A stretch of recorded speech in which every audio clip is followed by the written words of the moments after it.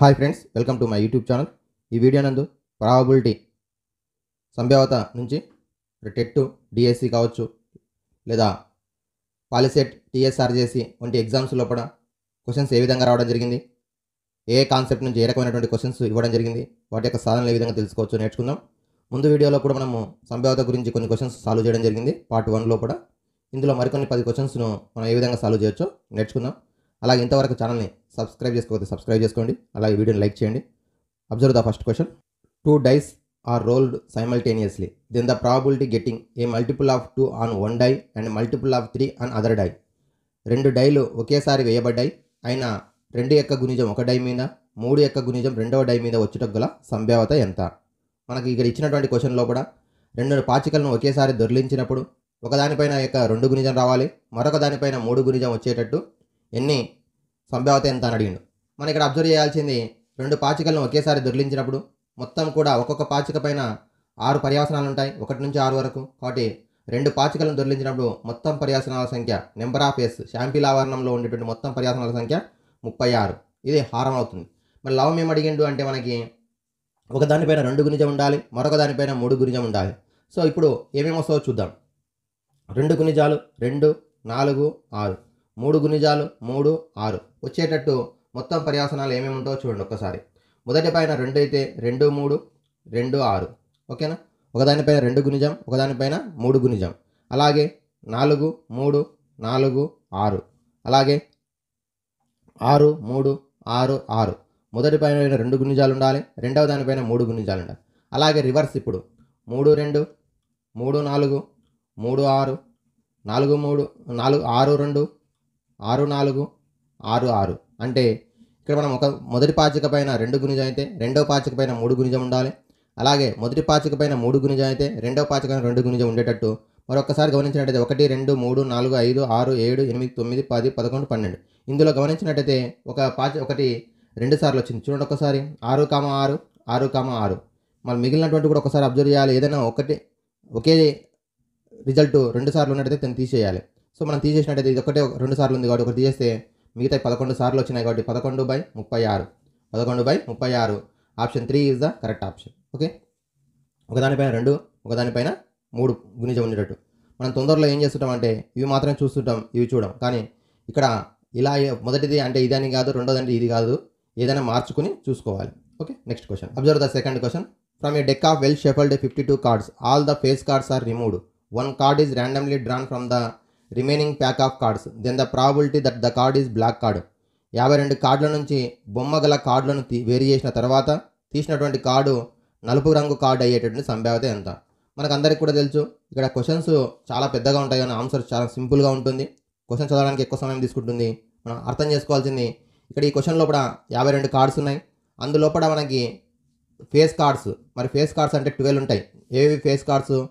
Jackie, queen, king. వీటిని face cards అంటాం.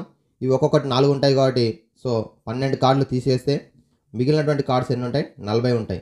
ఇప్పుడు ఈ 40 కార్డ్స్ ఉంటాయి కదా, number of S is equal to 40 అవుతుంది. ఇందులోపల 20 రెడ్ ఉంటాయి, 20 బ్లాక్ ఉంటాయి. Black 20, red 20. సో మన క్వశ్చన్ ఏంది? ఈ 40 కార్డులకు వెళ్ళి తీసినటువంటి కార్డు నలుపుది అయ్యే సంభావ్యత ఎంత? నలుపుది కావాలి అంటే probability of black is equal to అనుకూలం 20, మొత్తం 40 కార్డ్స్. సో కొట్టివేస్తే 1/2. Option 3 is the correct option. Option 3. Okay, 52 కార్డులకు వెళ్ళి ముఖ కార్డులను తీసేస్తే 40 కార్డ్స్ ఉంటాయి. ఈ 40లో 20 బ్లాక్ ఉంటాయి, 20 రెడ్ ఉంటాయి. తీసిన కార్డు బ్లాక్ కావాలంటే అనుకూలం 20, టోటల్ 40. 20/40 అంటే 1/2. If one card is drawn from a pack then the probability of getting a king. ఒక పేక కట్ట నుండి తీసినటువంటి కార్డు రాజు ఒకటి గల సంభావ్యత ఎంత? సో మొత్తం కార్డ్స్ 52 ఉంటాయి పేక ముక్క కట్ట లోపల. అందులోకి వెళ్ళి తీసినటువంటి కార్డు ఏం కావాలని చెప్పిండు? రాజు కావాలి, కింగ్. Probability of king. ఇక్కడ కింగ్ అనేది రెడ్డా బ్లాక్ అని ఇవ్వలేదంటే 4 కార్డ్స్ ఉంటాయి కింగ్. సో 4/52 కొట్టివేస్తే 1/13. So option B is the correct option. Okay, if probability of E is equal to 0.26 then probability of not E. ఒక ఘటన జరగడానికి సంభావ్యత 0.26 అయితే జరగకపోవడానికి ప్రాబిలిటీ ఆఫ్ నాట్ ఈ అంటే ఈ బార్ అని రాస్తాము, నాట్ ఈ అని చదువుతాము. నాట్ ఈ అంటే జరగకపోవడానికి సంభావ్యత ఎంత? సో ఒక ఘటన జరగడానికి ఆ ఘటన జరగకపోవడానికి సంభావ్యతల మొత్తం 1కి సమానం. ఇప్పుడు మన క్వశ్చన్ లోపల ప్రాబిలిటీ ఆఫ్ ఈ బార్ అడిగింది, నాట్ ఈ అని. సో 1 - ప్రాబిలిటీ ఆఫ్ ఈ. సో 1 - 0.26. మైనస్ చేస్తే 0. సో చూడండి ఒకసారి 1.00 రాసుకోవాలి. 0.26 సబ్ట్రాక్షన్ చేస్తాడు 4, 9లోకి వెళ్ళి 2 మైనస్ చేస్తే 7. So 0.74. Option A is the correct option. Option A. Next మరో క్వశ్చన్ చూడండి, సేమ్ క్వశ్చన్. ఇక్కడ ఫ్రాక్షన్ ఫామ్లో ఇచ్చిండు. P of A is equal to 4/15 అయితే probability of not A. So ఇప్పుడు ఏ అనేది ఘటన ఏ అనుకున్నాడు, నాట్ ఏ అంటే జరగకపోవడానికి. Same 1 minus 4/15. So 11/15 is the answer. 11/15. So option B is the correct option.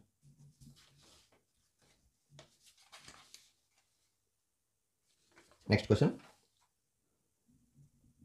Rama and Reshma are playing a chess game. If the probability of Rama winning 0.52, then the probability of winning chess game by Reshma. So ఇప్పుడు రామ మరియు రేష్మలు ఇద్దరు కూడా chess ఆడుతున్నారు. రామ గెలవడానికి సంభావ్యత 0.52 అయితే రేష్మ గెలిచే సంభావ్యత ఎంత? ఇక్కడ మన క్వశ్చన్ లోపల రేష్మ గెలిచాలంటే ఏం కావాలి, రామ ఓడిపోవాలి. సో ఒక ఘటన జరగడానికి సంభావ్యత, ఆ ఘటన జరగకపోవడానికి సంభావ్యతలు మొత్తం ఒకటికి సమానం. కాబట్టి దీని ప్రకారం రేష్మ గెలిచేటటువంటి సంభావ్యత ఎంత అంటే 1 మైనస్ 0.52. సబ్ట్రాక్షన్ చేస్తే 0.48. So option C is the correct option. Okay. A number is selected from the first 50 natural numbers. What is the probability that is a multiple of 3. మొదటి 50 సహజ సంఖ్యల నుండి ఒక సంఖ్యని యాదృచ్ఛికంగా ఎన్నుకున్నట్టయితే ఆ సంఖ్య 3 యొక్క గుణిజం అవుటకు సంభావ్యత ఎంత? సో మనకి మొత్తం కార్డ్స్ ఎన్ని ఉన్నాయి, 50 కార్డ్స్ ఉన్నాయి. కాబట్టి 1 నుంచి 50 వరకు న్యాచురల్ నెంబర్స్ అన్నాడు. కాబట్టి number of S is equal to 50. Sample ఆవరణంలో ఉన్నటువంటి మొత్తం పర్యవసనాలు 50. ఇందులోకి వెళ్ళి తీసినటువంటి కార్డు ఏం కావాలి, 3 యొక్క గుణిజం కావాలి. 3 యొక్క గుణిజాలంటే 3, 6, 9 ఇలా ఎంతవరకు 50 లోపు 48 లాస్ట్ది. సో 3 16ల 48 అంటే మనకి 3 యొక్క గుణిజం మల్టిపుల్ ఆఫ్ 3 అయ్యేటటువంటివి ఎన్ని ఉంటాయంటే 16/50. అనుకూలం 16. తీసినటువంటి కార్డులో 3 యొక్క గుణిజాలు 16 కార్డ్స్ ఉంటాయి. 16/50 మరి భాగాహారం చేసినట్టయితే 2 8ల 2 25ల 8/25. Option A is the correct option. The probability that a 2-digit number selected at random will be multiple of 3 and not a multiple of 5. 3 యొక్క గుణిజం అవుతూ 2 అంకెల సంఖ్య నుండి ఒక సంఖ్య ఎంచుకున్నట్లయితే ఆ సంఖ్య 3 గుణిజం కావాలను 5 గుణిజం కాకపోవడానికి సంభావ్యత ఎంత? సో మనకి 2 అంకెల సంఖ్యలు ఎక్కడి నుంచి స్టార్ట్ అవుతాయి, 10 నుంచి స్టార్ట్ అవుతాయి. 10 నుంచి ఎంతవరకు ఉంటాయి, 99 వరకు ఉంటాయి. సో 10 నుంచి 99 వరకు 2 అంకెల సంఖ్యలు ఉంటాయి. అనగా శాంపిల్ ఆవరణంలో మొత్తం పర్యవసనాల సంఖ్య 90. Number of S is equal to 90. ఇందులో 3 యొక్క గుణిజాలు. సో 3 యొక్క గుణిజాలు 12 నుంచి స్టార్ట్ అవుతాయి. 12 ఫస్ట్ది, నెక్స్ట్ ఇది 15, నెక్స్ట్ ఇది 18, నెక్స్ట్ ఇది 21. 3 12 15, 3 18, 3 7 21, 3 24, 3 9 27, 3 10 30. ఈ విధంగా రాసుకుంటూ వెళ్తాం. ఎంతవరకు వస్తాయి, లాస్ట్ది 99 వరకు వస్తాయి. 99 వరకు. నెక్స్ట్ దీంట్లో 3 గుణిజాలు అయిపోయినాయి. 3 గుణిజాలు అయిపోయిన తర్వాత నెక్స్ట్ ఏం కావాలని చెప్పిండు, 5 గుణిజం కాకూడదు. 5 గుణిజం కాకూడదు అంటే ఇది 5 గుణిజం కూడా అవుతుంది. నెక్స్ట్ ఇంకా 5 గుణిజం ఏమవుతుంది చూడండి ఒకసారి, 30 కూడా అవుతుంది. సో ముందుగా మనం 12 నుంచి 99 వరకు తీసుకున్నట్టయితే 30 ఉంటాయి. 3 యొక్క గుణిజాలు 99 వరకు 33 అవుతాయి 1 నుంచి అయితే. అందులో 3, 6, 9 తీసివేస్తే 30 ఉంటాయి. ఈ 30 దానిలో కూడా 5 యొక్క గుణిజాలు కూడా అయ్యేటువంటివి ఏమేమి, 15, 30, 45, 60, 75, 90. ఇవి 3 గుణిజాలు అవుతాయి, 5 గుణిజాలు కూడా అవుతాయి. కానీ మనకి ఏం కావాలి, 3 గుణిజం కావాలను 5 గుణిజం కాకూడదు. అంటే ఇవి 6 తీసేయాలి. తీసేసి మిగిలినటువంటి ఎన్ని ఉంటాయి, 24 ఉంటాయి. సో అనుకూలం 24, మొత్తం 90. 24/90. 324, 3 30ల, 2 4ల, 2 15ల, 4/15. Option B is the correct option. Okay. మరోసారి చూడండి, 2 అంకెల సంఖ్యలు 10 నుంచి 99 వరకు 90 ఉంటాయి. So number of S is equal to 90 అవుతుంది. నెక్స్ట్ 3 యొక్క గుణిజాలు 12, 15, 18, 21 ఇట్లా 99 వరకు మొత్తం 30 ఉంటాయి. అందులోకి వెళ్ళి 5 యొక్క గుణిజాలు కూడా అయ్యేటి ఉంటాయి. కాబట్టి 15, 30, 45, 60, 75, 90 ఇవి 3 గుణిజాలు అవుతాయి, 5 గుణిజాలు అవుతాయి. కానీ మన క్వశ్చన్లో 3 గుణిజం అవ్వాలను 5 గుణిజం కాకూడదు. సో తీసేస్తే 24 కార్డ్స్ ఉంటాయి. ఆ 24 అనుకూలము, 90 మొత్తం కొట్టివేస్తే 4/15. Option B is the correct option. Next question. On random selection the probability getting a composite number among the numbers from 51 to 100. 51 నుంచి 100 వరకు గల సంఖ్యల నుండి ఒక సంఖ్యని యాదృచ్ఛికంగా ఎన్నుకుంటే సంయుక్త సంఖ్య అగుటకు సంభావ్యత ఎంత? 51 నుండి 100 వరకు మనం తీసుకున్నట్టయితే 50 నెంబర్స్ ఉంటాయి. So number of S is equal to sample ఆవరణంలో మొత్తం పర్యాసనాలు 50 అవుతాయి. ఇది ఫస్ట్ కండిషన్.